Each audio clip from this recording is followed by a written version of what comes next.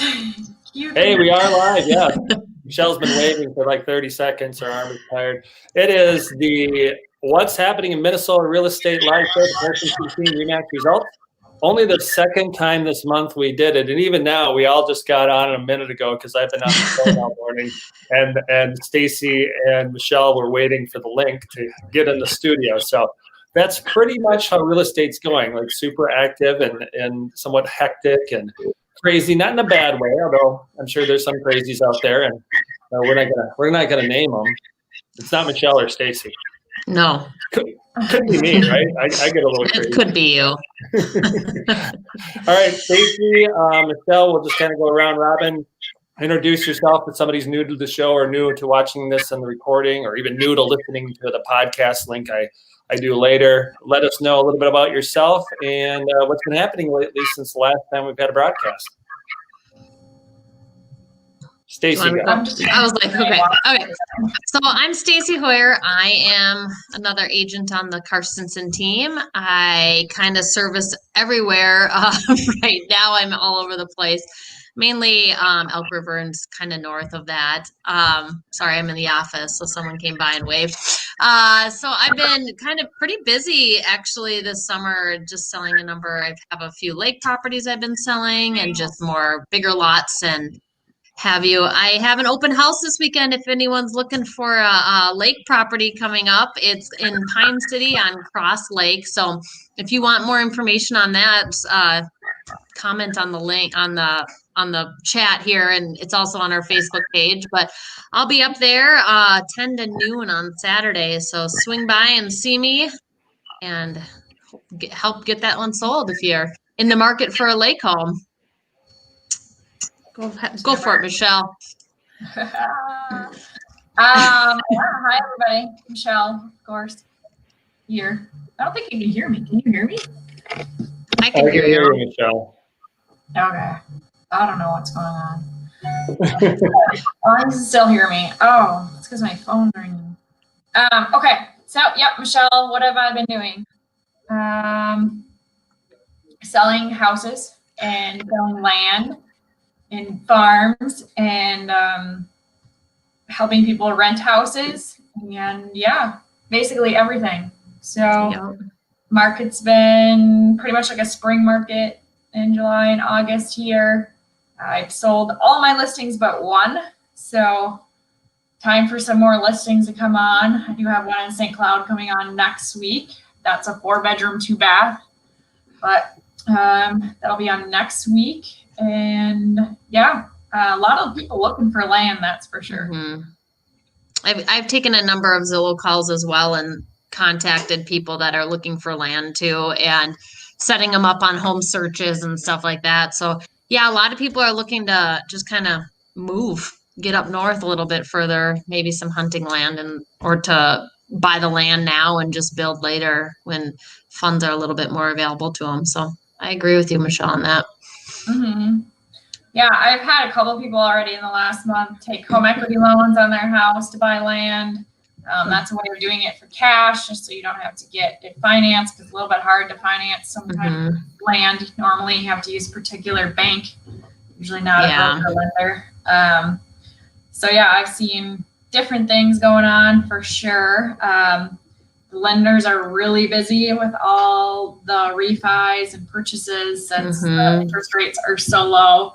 I know you can get it somewhere between probably 2.5 and 3, depending on your credit score, maybe over 3 if your credit score is not great, I suppose. And that's a question we usually don't ask you unless you really want us to know. You tell the lender your credit score stuff, not us. So I get that question, like, some people are like freely giving me their information. Like, okay, sounds good. I'll try to help you either way. But I mean, we usually don't know your finances. Usually that's just the lender stuff unless you want to tell us that part. And to piggyback off of that, Michelle, I know some people, like personal friends and family, are sometimes hesitant to work with their family members as their real estate agent because they feel like we may know their personal information as far as finances go. But I think that's kind of a misconception with some people, is that we have no idea. Like, you tell us what you're looking for and what you're approved to. And that's all we know. So, I mean, the lender is the person that knows all that information. We don't know any of that personal information, which is completely fine with me. Just let's take a look at houses. I'm not a numbers girl, so I'd rather show you the houses and let the lenders deal with the numbers. So. Yeah, for sure. If I wanted to deal with that part, I'd be being a lender, I guess. Yeah, exactly. Yep. Wouldn't go out and see the houses. We'd just sit by the computer all day more. Yep. Exactly. Well, you guys are doing a great job. Staci, I noticed while I was trying to get the watch party going on my Facebook page, your husband came up that you've had 700 butt kicking classes at Farrell's Gym. Like, really great job. I know. Thank you. I was shocked when I saw it. So our gym, I go to Farrell's Extreme Body Shaping, and they just do like, 200 club, 500 club. And I was like on it this morning. I was like 700 club, and I clicked on it to see who was on there. And I was like, holy wow, I didn't realize I was on there. So yep. So that's been, since I've been a member, it's been 3 years now that I've been a member. So I guess it's actually 774 classes I've been to. I looked at my other wellness app that you can look and see on that. So it's the 700 plus club, just shy of 800. I'm kind of mad. I missed 26 classes and didn't get there, but there's always more time. So yeah. That sounds pretty cool. Good in 3 years. Yeah, I think so. I said too, like when you go to a gym that you like, you don't really count. So like when I saw that number, I was like, wow, it doesn't feel like it because I like to go and it's fun. They're doing free trials if anyone wants to try it. Yeah, it sounds fun. I'm building an in-home gym in our house. Nice. So. Yeah, probably better that way. Talking about the elliptical, Michelle, I'm thinking that ceiling's a little low. How high is your elliptical when you get on it? Kind of high. But. Yeah, it might not work. My head might be in the ceiling. And you're tall. Reconsider the elliptical. Or you can pop that part out of the ceiling if you have a pop ceiling. Well, yeah, that'd be weird. Anyway, so back to the real estate program. So all of us work out, as you might be understanding. So if you are joining us for the first time, or is this our 9th or 10th show? The 9th or 10th time, post your real estate comments below in the feed. We're on right now live casting on Facebook. We're probably on most of our personal pages with a watch party.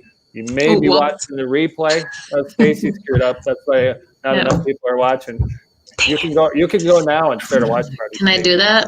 Okay, let me see if I can just figure it out. Turn your volume down. Otherwise, we hear us talking in the background on the feed.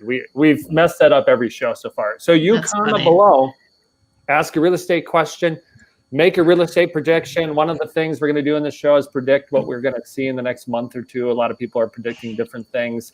Like to hear what people think, or you can ask questions about why we think what we think. And then we'll do a drawing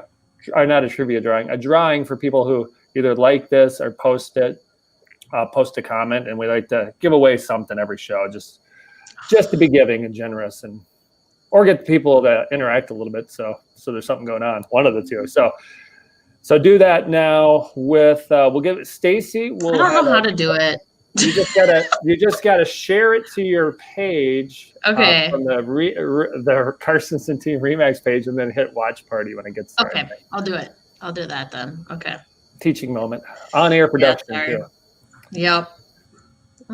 Share. Okay. I'm working on it. We can continue to talk. Okay. So one of the things that Michelle and Staci touched on, what they've been going on lately. So really, since May, it's been a pretty busy market. It was a little slow into March and April when COVID hit. People not sure what to do. Do I leave home? Should I look at a house? What's the economy going to do? And obviously, the economy's not doing great in certain sectors, certain areas. Real estate, though, like Staci and Michelle have mentioned, lenders are super busy because the rates are low. And if you're not moving and have a higher rate and going to stay in your house for a while, you could refinance, lower your term, raise your term, lower your payment, whatever, make it better. And if you're not going to move for a few years, we do recommend, we've had 3 different lenders that we use a lot on the show, recommend talking to lenders. But if you are going to move or want to move, we're going to talk about 3 or 4 reasons people are moving, and again, what to expect here with the fall real estate market. So Michelle and Staci, I know you know reasons why people are moving. Staci, do you want to pick one reason you know why people are moving now and will continue to move in the fall and winter? So people are still moving now. You know, I guess I can kind of touch base on like the schooling process. I mean, people are generally hesitant to move when school is starting because they want to make sure that their kids are in school, they're started, they are comfortable with the neighborhood and the surroundings. They want to be somewhere and settled by September. Well, this year's school scenarios are quite a bit different. So some people are doing 100% distance learning or hybrid learning, or the younger children are a lot more face-to-face depending on your district. So I believe people are still going to be open and apt to want to get into a house, even if it is during the school year. And they may have learned, as I learned, that sometimes your house isn't big enough if you have 2 full-time parents working from home and 3 children distance learning from home. There's not enough space and privacy throughout your house. So you might have learned that you need a little bit more room and space in your house to be a little bit more private where whatever you have going on. So I believe that a lot of people are still going to be checking out houses. I haven't heard any, you know, generally speaking, I hear sellers say, I want to sell my house and make sure it's closed before September 1st because of schooling. And that really hasn't come up in a lot of conversations I've had with buyers and sellers this year as it has more so in the past. Yeah, in fact, I have people that are like, well, we might as well move because we're just going to be online anyway, so we can do that from wherever and you're not really changing school districts. Yeah, exactly. Well, and the other thing is you can move within a school district, as people may know if they watched a couple shows before. I've talked about it. We just moved. We closed October 14th. We had the house to sell and buy, and we closed the same day. October. August. What month are we in? August. Yeah, a correction. August 14th. So obviously less than 2 weeks ago. And we're in the same district, and we're fortunate enough to find a, you know, upgrade of a house that we want to be to, which would be another reason people are moving. They don't want to be stuck, because it seems like obviously through the election, there's going to be, you know, whatever the word is, slinging back and forth and trying to keep people at bay. And even after that, I think there'll be some, you know, typically after the election, November, December, there's people get sick anyway, you know, influenza, those kind of things going around. So I think, you know, depending on who wins, who loses, but either way, media is going to create hysteria. So I think through next year, you're going to kind of be in that stuck at home phase. And then if you're somebody who doesn't care, you can't really say you don't care and just go wild, because people like, you know, really get mad. So either way, you got to either be stuck at home in a home you want, which is one reason people are moving. That's why we move. Let's like get out of this house, which is a great house for the guy who bought it. He's probably like, I'm getting out of the apartment where I'm at, and I bought this nice house here on Marigold Drive, and we got into a place with an acre lot on a lake with a hot tub room, and we're making a workout room. We don't have to go anywhere. I love it. And so that's another reason people are upgrading. Let's get into a better house if we're going to be stuck in a house. So that's my input on what people are finding. Michelle, I know you've got another input of why people would move when maybe they wouldn't have in the past now. Where are you sitting right now, Michelle? Where are you sitting right now? I don't know, about 8 minutes from the riots. No, not that part. Not that part. But you have an office in your home. You have an office in your home. People work from home, right, Michelle? Speak to that part of why people can move. Yes. Both, though. I mean, when talking with clients and friends and family and people in my networking groups, like obviously because I have an in-home office. So if you want an in-home office, which is like probably 80% of the people right now, and you don't have space in your house, you're probably going to move to where you can get an extra bedroom to make an office, or somebody actually has an office. And what's your view look like? Like, is it no windows in the dungeon in the basement? Like, that seems like an unhealthy place to be. But also there's been lots of talks for months now why people are moving out of the cities. People do, not even in Minnesota, all cities, people do not want to live in the cities where like the riots and happening and bad things are happening. I had a client that his son just moved from California to North Dakota. I also have a client that's moving to South Dakota. people don't want to be in certain areas of states. Not everybody. I'm not saying that's everybody. There's people still living there and still want to be there. Staci and I both work with clients that have houses in South Minneapolis that are buying other properties to move eventually, and because they can work online. Again, not saying nobody wants to live in the metropolitan area down in like Minneapolis, St. Paul, or Chicago, or LA, but there are people that don't want to be there anymore. Mm-hmm. Well, the other thing people got to remember, residential real estate's different to commercial real estate, different than industrial real estate. There's different sectors of real estate. So if somebody's like, oh, the real estate market's going to be not great, probably not if you are in the restaurant selling business, or if you're in leasing space downtown, that's going to be tough. Like those retail, commercial, different kind of business, some industrial, but industrial I think's doing fine.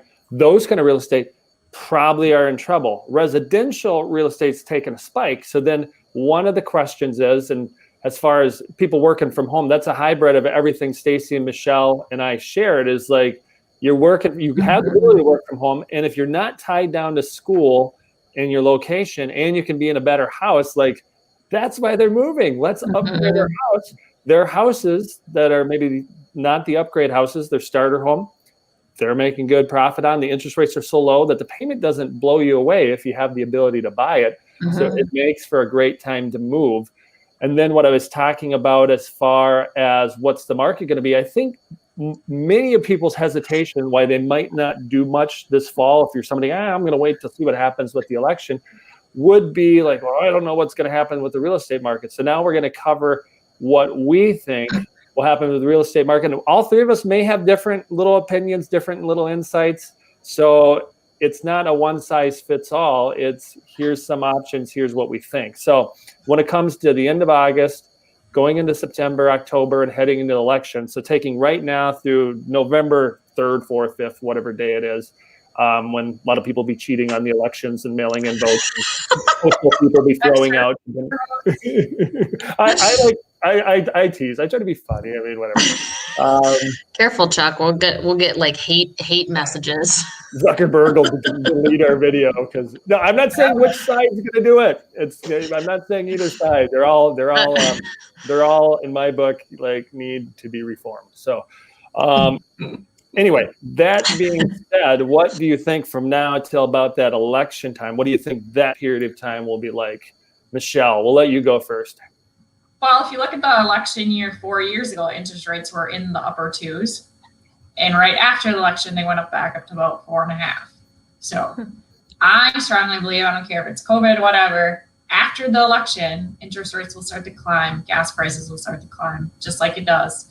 And I know gas prices does that every 4 years. So I can imagine the interest rates will follow. So if you're going to buy, I would suggest doing it in the next couple of months. Not that 4.5 is like a horrible rate, like way better than the 80s when our parents were buying houses. But if you're looking for a good investment, I would say buy when you know it's going to stay low. They're not going to up it before the election. That's not happening. So somewhere in the next 6 months, it's going to rise. It's going to have to. You can't stay that low forever. So that's for sure going to happen. I think that people are still going to be buying until winter hits. I do think people will also buy in winter. We're still going to have a low supply of seller inventory. It's not even going to be less than it is now. It's low now. So it's not going to be less than that. I do think in that time period, we're going to see a lot of people continue to buy lake houses and stuff. And I have like basically like half a Minnesota lake search set up. So if it's nice and cute, it sells, right? People that have like the junky TLC properties that they still think is worth more than everyone else's have been dropping their prices because they're overpriced. People will buy them eventually. But when you have an overpriced lake home that needs a lot of work, you can't expect it to stay with the market. You're going to have to drop the price. And sometimes I think that happens because oftentimes lake homes that haven't been on the market for a long time are like lake homes that are in the family, like the parents are getting rid of it or they passed away. And then the kids are arguing over what the price should be. And if there's a lot of them arguing that they want so much money, those are the ones that end up dropping price sometimes too. That's not everybody, but that's what I see too. And with the interest rates like that, the market where it is, and people still wanting to move because they're not going to school, like I think that the buyers are still gonna It's still going to be a seller's market, except for the places that it's not. I want to briefly touch on that. So I've been following this map where it has buyer's market, seller's market, even. I think I talked about this last show. Like Lake Minnetonka area, it's like more of a buyer's market. Places in Minneapolis, more of a buyer's market as well. The rest of the state, unless you're really far out in like the boondocks, is pretty much a seller's market. So I don't see that changing too much. It should probably stay about the same until at least the election for sure. So. Sounds good. Good job, Michelle. We can close the show now. We have nothing. Yeah, right. No, I'm just kidding. I do have stuff to add. Staci, you go. I want to hear what you have to say. So I wasn't in real estate when the last election happened. So this will be a new experience for me to kind of see how it trends after election time. I know personally, I don't see a slowdown with my clients. You know, I have home searches set up for a number of clients that are approved, ready to buy, and I send them places all the time, follow up. Hey, do you want to see this? And a few of them are like, I'm in no hurry. I don't want to rush it. Let's just wait and see what comes. And I'm like, that's fine. But if you see something that you really like on the market, like it's screaming good deal, like it's probably a really good deal and we should get there. So, you know, I haven't seen, I don't really think I'll see much of a trend down. Hopefully I do have a number of things coming up and a number of clients that are ready to buy. So I don't know. I guess that's kind of where I'm at. Like I said, new experience for me with elections and interest rates and all how it kind of will play out and stuff like that. So eager to see how it plays out after the elections happen. Chuck, let's hear what you have to say. I'm back. All right. I was hoping you'd string it out like 10 more seconds. It's like, Okay, so I've been around for a long time. I've been in real estate as of a couple of days from now, 18 years. So wow. You could be giving birth to a child. If you have an 18-year-old in September, that means I was already in real estate. That doesn't make any sense why I'd say that. I say dumb things sometimes.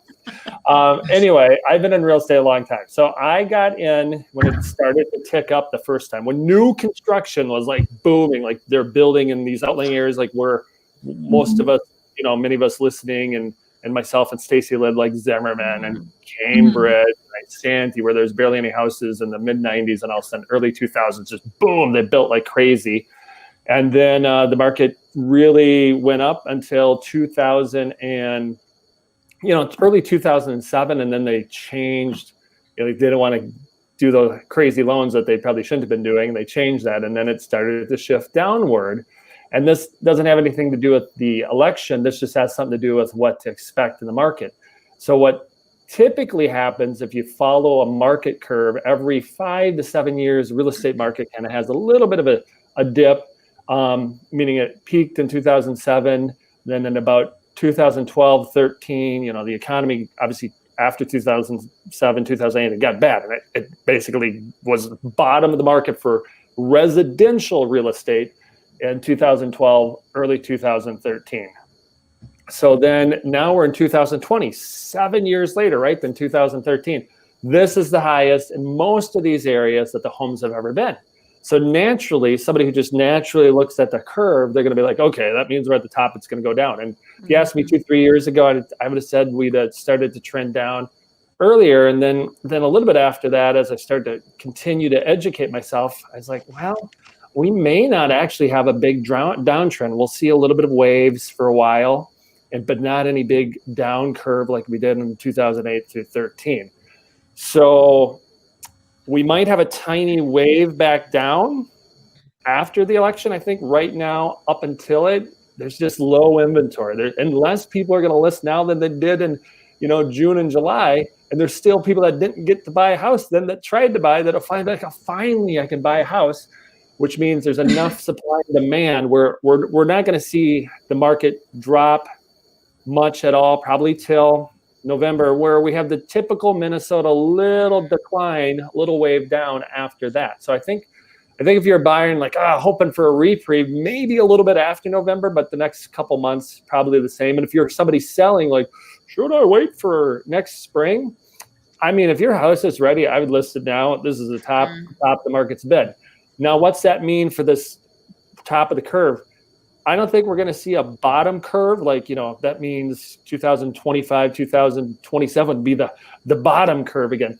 We're going to skip a bottom curve, because the bottom curve back to the up curve from that 2025 to 2027 would end up around 2032, let's say, and that would be the up curve. I do think that 2032, which again, 5 to 7 years could be 2030, 2034, that will be a re-peak of the market. And then after that, there's going to be something that knocks the residential real estate market down. So I'm like literally giving you insight on the market. Like, you should buy a home, put it on a 15-year mortgage, have it paid free and clear by that next time around. Use that equity you have to buy more houses, save money for 12 to 15 years now. And why I don't think will happen, that we'll have a down curve in the middle 2020s, is there's such low building inventory. Like I said, in 2002, they were building like nuts. Now they can't really build like nuts. They're building fast. Materials are slow. Not enough laborers. Prices are so high. So we're a 1 million plus home shortage in the United States. The interest rates, like we said, are super low. So a lot of people are refinancing, locking themselves into the house basically for 2 to 5 years. You don't normally refinance and go buy shortly, although somebody like Michelle might do that if she gets on a whim, but most people won't do that. And here's what's happening. With all this crap going on in the world that we know about when we talk about, we're going to actually get through this and real estate's going to be fine. And then the next generation of people who don't even remember what's happening, like Staci said, I don't remember the last election. I wasn't in an election in real estate, at least. They're going to forget what happened in 2007, down in the 2032 timeframe, other than people like me who were in it. And they're going to be like, everything is great. We survived all this rioting and all this other, whatever I'd like to say live on the air, but I don't have a beeper button that is going on. And they'll forget this all happened. They'll do something stupid, and the market in that early 2030s will come down in residential real estate. But before then, not. And I would suggest locking in at 15-year mortgage as much as you can. I'm doing that on my rental properties. I did not do it on the one I'm buying, just to have room to buy rental properties. So they're paid off then, and now you can use that money to buy a few more houses in, that 12, 13, 14, 15 years. So that's my prediction. It's going to be eternally engraved on a video that people can find, and we'll see if I'm right. Because other people are like, the market's going to crash next week or next month or next year, and they could be right. Who are you going to listen to, Chuck Carstensen or some other random guy? Probably either way, you're like, you're random guys. Who do I use? At least you have knowledge, though. I mean, you could be that random guy on Facebook or your podcast, but at least you have knowledge and backing to it. And what I'm saying doesn't mean there's not going to be like a 5% dip here and there. And there's not going to be areas that are just crushed because things go out of business. It's kind of like Michelle said, there's going to be a few buyer market areas, but it's going to be more widespread still most areas. It's just so hard to keep up on inventory. It's so backlog. There's so few inventory. Even if there was a decent amount of bank-owned properties to come out in a year, they'd get sucked up quickly. There's not that many. Yeah, there's not that many. Any follow-up to what I might have missed, or where you think I'm wrong, or where you think I'm right? That sounded really smart. Not only, I guess, I've been doing this for like nearly 7 years, and I know the market's pretty well, and you can follow it, and there's no way it's just going to crash tomorrow. It's not going to happen. The interest rates are too low to crash. Like you said, people are refinancing, or even if they're in forbearance, if they bought it more like 2 years ago, they probably got enough equity in to get it out and go rent somewhere else. Like, it's just not going to happen as long as they're talking to people, as long as you ask somebody. Oh, sorry, Michelle. What I didn't mention, and we talked about this before, at least over like 60% of people have at least 50% equity in their house. And then there's another 20% of people that have about 20% of equity. So there's only about 20% of people that are a little touchy on where they're at with their mortgage. Those are mostly just people that recently bought and went with a lower down payment. But their down payment, as long as they don't lose their job or lose their unemployment or whatever happens, or suck it up and pivot and find a way to make money, they would pay more for rent. So you're going to fight tooth and nail in your house because rent is high. I mean, I rented my one rental that I put on the market, I under rented it because I'm like, oh my God, I could have got way more, but it just felt like I'd be totally ripping people off higher. And I'm a nice guy. I don't like to rip people off like most people. So. Chuck, so a question about like rental properties, and this may help some of our audience too. Like when you're looking to purchase rental properties, you personally, like, what is your main goal? Like, are you looking for single family homes? Are you looking for townhomes? Or are you just trying to look in markets that have the most like value back to you? I mean, I guess it depends. Like, I'm in the process of buying a rental property. I was just looking at, hey, this one doesn't need a lot of work because I don't like to do work on it. It'll cash flow a little bit, even on a 15-year loan. And over the life of it, the renter's paying for my 15-year loan. And in 15 years, I got another property free and clear. And then again, I can use equity out of it in the future to buy another property, or when it's free and clear, and then say I'm making $1,000 or $1,500 a month on the rentals, and I'll have it free and clear. I can retire then and say I have the 7 to 10 rentals, at least this is my goal, that are free and clear in 15 years. And you're averaging, let's say, I don't know, rent's probably still going to be high then. You're averaging $1,200 a month on, say, 10 rentals. We can probably live off $12,000 just cash flow coming in, and not do a lot of other stuff with other financials in a good spot. That's my plan. Somebody else might have another plan. They might say, I'm going to put all my rentals on a 30-year, have more cash flow now because I want the cash flow now and not have the 15-year eat up some of the cash flow. Some people might say, let's get a few rentals now, and then we'll upgrade in 10 years once we have more equity to an apartment, and then we'll 1031 exchange. So there's so many different things you can do looking at residential real estate, that even if, yes, you're not going to cash flow huge now, but the rents are up and people are desperate for rentals. There's such a shortage. Even the home for sale, like I've listed the rental, I think I had 70 requests. Like probably just name my price, and somebody will probably do this. And like I said, I was like, I'm going to have a nice price, more below market price. Why would you do a below market price on rentals? For me, I wouldn't suggest for other people, but for me, I do that because you can get renters in there that just, don't treat it well. I really make sure I have a conversation, especially now over my years of renting properties and learning from it. Like, you treat it well, that's why this price is. If you're not somebody who's going to treat it well, then I can just find somebody else that's I'm going to pay more and not treat it well. The fact that it costs a lot of money to do carpet and appliances or whatever people beat up, you make that up on having a renter that's clean and takes care of it for $100 less a month. So that's my strategy and the couple I have now, but that'll probably change as, I decide that, I should get fair market on the rentals in the future. Everybody I help people lease their renters. You guys have shown some in the past. We're not at the top of the market prices on those, and we still rent them right away. And I can always tell people are like not super excited about it. When I'm renting my house, they're like excited. Like they're like, this is the greatest deal in rental history, but it's not like I have it that low. But when they're top of the market, it's a little more of a grind to find somebody. And then, you're normally turning it over every year as well. That's another reason I keep it a little bit lower. I still raise them almost every year, but I keep them below market raised. So then they don't want to go get the next rental that comes on the market cheaper. So it just makes my life easier.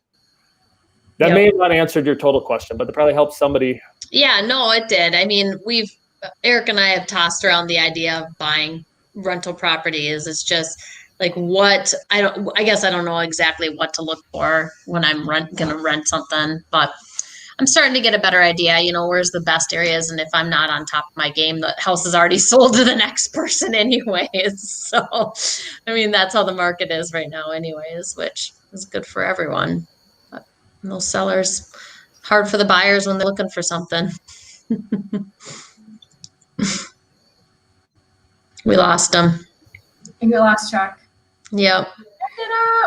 I mean, I agree. Like, I'm going to sell my house is like ready to go. I'd have to take down like 10 pictures and I'm selling my house. So when I found something that I want to go to, that's my plan. So Chuck mentioned that earlier. Michelle would refi and sell. Guess I would. Yeah. Do what helps you in the long run, not current situation. So as far as rentals, like I could obviously rent my house. I'd probably get my mortgage is probably $1,400 a month, and I'd probably $2,500 a month in rent. But Wow. I'm one of those people that I know. I'm one of those people that I'm not sure that I want to deal with renters like Chuck does. Yeah. And I don't know a lot of handyman that just like live in the area, and I'm not handy, so I'm not so certain on if I'd buy stuff to rent it out. But everyone does Sure. things differently. We'll see what happens, and definitely Just hire Chuck to Chuck be the doesn't property fix manager. anything. Oh, was that to fix stuff? I must have sworn. No, not to fix things. Be your property manager. Oh my goodness. You would want me to help you rent your place. I'm very Yes. good at this. I'm very tall and big, and I'm very, like, I sound really mean when I rent to people. They're like, oh, this guy's probably a real jerk. But it's just, I just try to scare him out of, like, you're not messing around with me. Like, literally, I'll come and flex my muscles on you. No, I don't do that. Oh my God. Oh, Chuck. You think I'm a little weird now. Okay, fine. Oh, funny. I'm a little bit weird. I think I dropped viewers after your comment. Just kidding. No, I'm trying to be funny, but I am very stern when I rent it. I am very like, you don't pay me.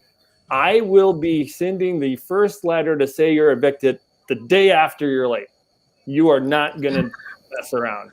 That's good. They I look mean, at me like, okay, he's not gonna mess around, and he's 6'5" and big, so I probably will listen to him. So that's worked really well for me. And I don't like threaten them, but I'm very direct and stern. So nice. And with that, like, you guys are like, where do we go from here? All right then. Or you could be real nice and like, oh, I don't care what you're doing, deal. You can. What do you think, Michelle? How would you rent the people? You would not do the stern. No, I'd be really stern in my, yeah, I'd be really stern. I wouldn't be nice, and I'd be very selective on who I would rent to. But also, like, that's how you have to be very selective in your real estate agent, and we'll turn into this part, because the market is a little nuts right now. Lenders are swamped, inspectors are swamped, appraisers are swamped, most agents are swamped to their ability of swamped, whatever that means for you, technically. And if you don't have an experienced agent, or at least an agent that's on a team that's experienced and can get the answers and know what to do right away, like, you're literally in trouble. You're in trouble. You're going to close late. You're going to maybe not close at all. There's backup offers in most situations and multiple offers. They don't have to repair any inspection requests. And like I said, too, the appraisals are swamped. So for me, I'm literally checking every single day on every single file I have, making sure it's going to close on time. Like, literally, that's not a good word. I don't even know what word to use, but you literally riding the lenders and whoever's working on the transaction to make sure it closes on time. And sometimes they lie. Sometimes they're very broad in their answers, and you just have to keep working hard and working hard. And there's agents out there that are just like totally sleeping, that have no idea that nothing's not going right, and just like pretending that they didn't know, and they probably didn't know because they're not checking on stuff. So it doesn't matter if you're using Chuck, myself, or Staci, or somebody else. Just make sure that your agent has like a strong background of knowing what to do in every situation, because there's so much coming up right now. Some of it we don't tell our clients. Not like we're lying, we just handle it. And the other part we have to tell them so they understand like what's actually going on. But, you know, the most thing is you could ask for 50 things on inspection and back out, and the next day somebody else would totally buy the house and ask for 0 things. So do you want the house, or do you want a perfect house that doesn't exist? You know, so that's how I look at it. Good thing to bring up, Michelle. I would say lately, if there's one thing we haven't talked about on the show, or maybe some of the past shows in great detail, is the amount of people now that back out during the inspection is really, and some of them I get, and then some of them are like, wow, we do sell it the next day or the next week with 0 or less requests. And I can have 2 different houses with 2 different inspectors, 2 different buyers, 2 different realtors, you know, buying my listing. One house could like, oh my God, that's horrible inspection. Oh, we've fixed these 5 things, we'll be fine. One house can be like super, pretty good, pretty clean. 13 things, fix these 13 things or the house is caving in. And it's like, who are these people? Who are these agents who do this? Who are the buyers that want a perfect house? Like, go buy a new house and pay way extra. And they're not that great now either, because they're basically trying to figure out where to get materials for and slam them together with whatever. So anyway, I mean, that has been a challenge. That has been a challenge that we have to work through. And you as a buyer should be aware, like, you shouldn't buy a house that's just totally like overpriced with lots of, we're not saying that, but you have to analyze, what's my next option? What can I fix? And what should the seller fix? And then is there a little give or take? And some people, like, I've had somebody recently ask for a new roof. Yeah, the roof is older, but it's got, 5 to 10 years. You don't ask for a new roof. Now, that wasn't my buyer, that was my seller. And they were just adamant about it. I'm like, we'll go back in the market. I'm sure we'll sell it in the near future and it'll be fine. If not, well, then, it is what it is. But most of the time we sell them literally the next week, because there's still the one house that was available. So. Yeah. Right. Or they'll be like, the inspector said the AC and furnace is 15 years old. Almost every house has an AC and furnace, and I tell my buyers every single time, yeah, okay, so it might be dirty and not working. So let's just have them clean the AC and furnace, and maybe they'll do it, maybe they don't. And if they don't, you have to do it yourself. Now, if it's like on the inspection where it's not like actually functioning properly, like that's different than an inspector just saying it's past its useful life. Like, it's not functioning. And I was at a house recently and I had the windows open and I was like, oh, it's kind of cool in here for summer. And why is your AC not on? And it's like, dude, if your windows are open, it's 85 degrees out, it's because your AC is not functioning. Like, obviously, you don't have to pretend it's not. That's why you have to get an inspection. Like, we'll figure it out. Like, or sell to somebody else. Maybe they don't get an inspection and then they'll figure out that they're going to have to buy a new AC or fix it afterwards. But there's just a lot of things that, if you've done this a while, you can kind of notice about what's going on with the house that, again, not sure if other agents notice that stuff or if they even care. So, well, I think sometimes they just don't explain it up front as how they should, especially on the furnace and HVAC situation. That, get a service, have somebody service it to double check. And I knew people had asked for it, because I had 15, 20-year-old. And I had it in advance. And of course, the company that came out likes to make money. And I'm like, well, I guess I got to fix it. They found like 3 things to fix. And it did cost me, between the furnace and AC and the service call, $800. But then I could give hey, I already did this and 3 things were fixed. And then the buyer feels better that you're a proactive person that already is looking into correcting things. And they didn't even ask for anything in an inspection. And then me, because I'm a realtor, I don't want to leave a couple of things behind, I actually fixed like 6 or 7 other things without being asked for, just so it's like, I leave a good house for them. And I had professional cleaners clean our house, and I had carpet cleaners coming in.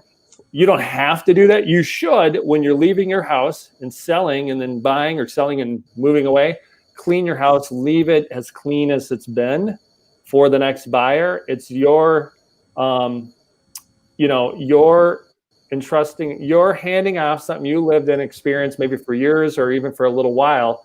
Why wouldn't you want to leave it the best it is? That doesn't mean fix everything on the inspection, but don't leave stuff all over on the walkthrough. I get a call in the morning and have to correct that, which has happened too recently. So did you guys freeze up, or did I freeze? No, okay. I'm still here. Staci froze. I was just being still like that deer I saw in the townhome complex. That didn't look real.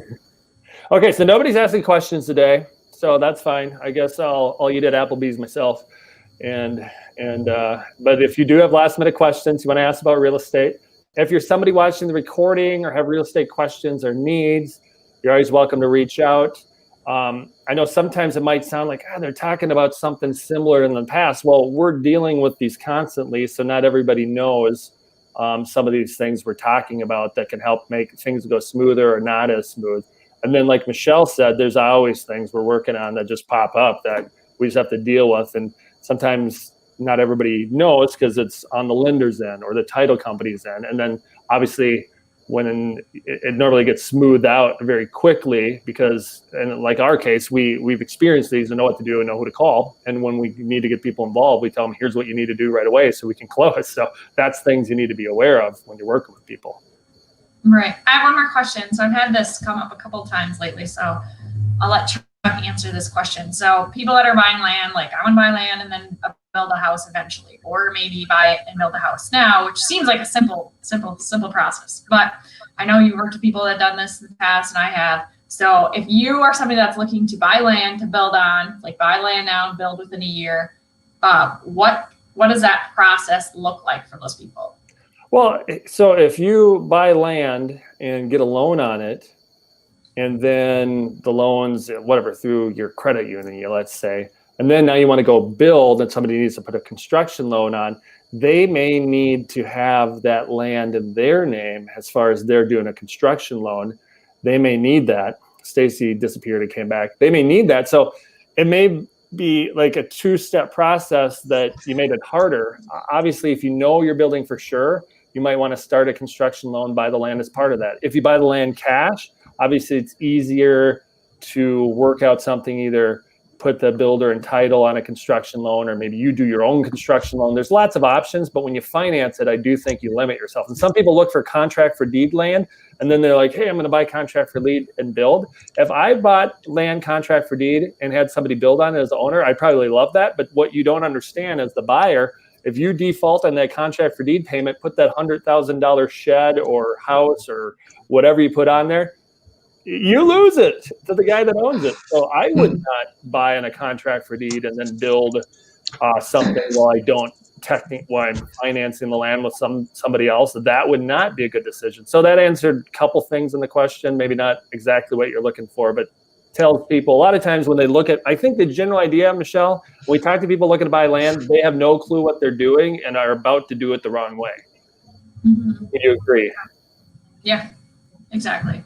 And you also have to have a lot of money to buy land. It's not like you can do the 0 down at 3.5% or a VA loan on land. You need cash. Yeah. 20 maybe is minimum, 20%. And then 20% isn't $20 or 20,000 if it's 150. I have people like, oh, 20, what's 20% on this $200,000 big piece of land? 20,000? No.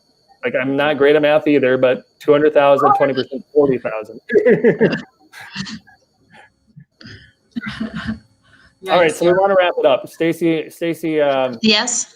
Staci went.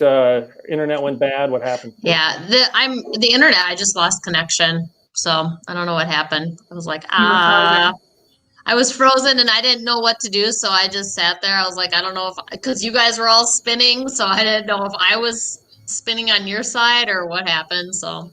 Yeah, I'm in the office today. But when I did the other time and I was at my old house and it kept cutting out, that wasn't good. And I ripped on the internet. Now my internet at the new place is even worse, so that's great. Oh, great. Yeah, I mean, okay, mine's good. So if anyone wants to buy land, though, like we talked about, we're selling lots of land. I've helped people buy land like 3 hours from here, and the lowest I've ever sold recently is $19,000 land.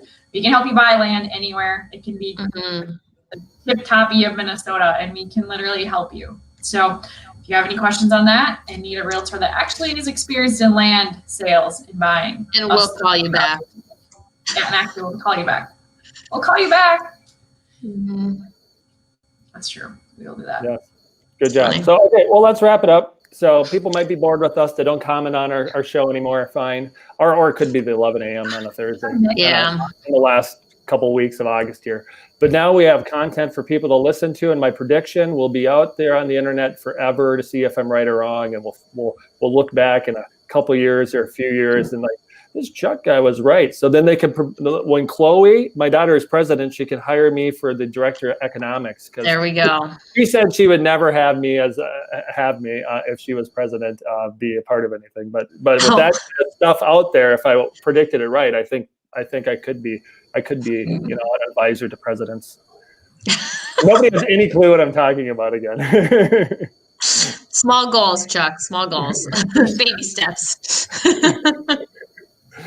All right. Well, for the few people that listened, or many people listen to the recording, and we do get downloads on the podcast. See it on the Real Life Impact podcast. Download it on Apple and other places you listen to podcasts, or whatever my brother says when he does his podcast. He does like a 3-minute thing, and we're all find it. We're just saying, hey, we'll help you out. We'll answer your real estate questions anytime. Doesn't have to be on the show. If you're like scared to put your question online, message Michelle or Staci or myself, and we'll help you right away. And with that, we will wrap it up and say goodbye and see you next time we're on here. Yeah. Thanks Have for a good listening, weekend. Bye-bye. Bye.